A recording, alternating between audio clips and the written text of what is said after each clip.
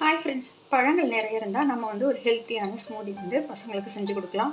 Friends, இப்போ வந்து rainy சீசன்னால் நாம் வந்து கோல்ட் மில்க் ஆட் பண்ண வேணாம், வெதுவெதுப்பான மில்க் எடுத்துக்கோங்க. அதுக்கப்புறம் வந்து ஐஸ்லாம் ஆட் பண்ண வேண்டாம். இப்போ வந்து என்னென்ன ஆட் பண்ணலான்னு பார்க்கலாம் வாங்க. ஆப்பிள்ஸ் வந்து கட் பண்ணி எடுத்துருக்கேன், ஒரு ஆப்பிள். அதுக்கப்புறம் வந்து நீங்கள் தோல் நீக்கிறதா இருந்தால் நீக்கிடலாம். அப்புறம் ஒரு பனானா, என்னென்ன நட்ஸ் இருக்கோ நீங்கள் சேர்த்துக்கலாம். பாதாம் பாருங்கள், முந்திரி, அப்புறம் திராட்சை, கிரேப்ஸு, வால்நட்டு, அத்திப்பழம், அதுக்கப்புறம் வந்து பிளாக் கிரேப்ஸு. வெதுவெதுப்பான மில்க் தான் ஆட் பண்ணுறேன், கோல்டு மில்க் இல்லை ஃப்ரெண்ட்ஸ். பாருங்கள், ரெடி ஆகிடுச்சு, சூப்பராக ரெடி ஆகிடுச்சு. இந்த மாதிரி ட்ரை பண்ணி பாருங்கள், குழந்தைங்களுக்கு இந்த மாதிரி செஞ்சு கொடுங்க.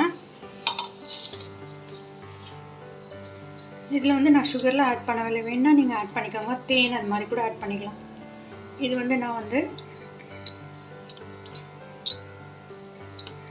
கிரைண்ட் பண்ணல, சும்மா அப்படியே வந்து போடுறேன். ஏன்னா வந்து தோல் நீக்கிட்டு தான் போடணும், இல்லை கசப்பெடுக்கும். அவ்வளோதான் ஃப்ரெண்ட்ஸ், சூப்பராக அருமையாக ரெடி ஆகிடுச்சு. குழந்தைங்களுக்கு செஞ்சு கொடுங்க இந்த மாதிரி. இது ரெய்னி சீசன்னால் நம்ம வந்து ஐஸ்லாம் சேர்க்க வேண்டாம்.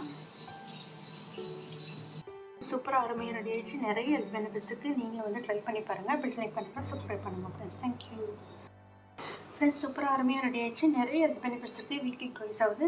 நீங்கள் ட்ரை பண்ணி பாருங்கள். அப்படி செலக்ட் பண்ணுங்கள், சப்ஸ்கிரைப் பண்ணுங்கள் ஃப்ரெண்ட்ஸ். தேங்க்யூ.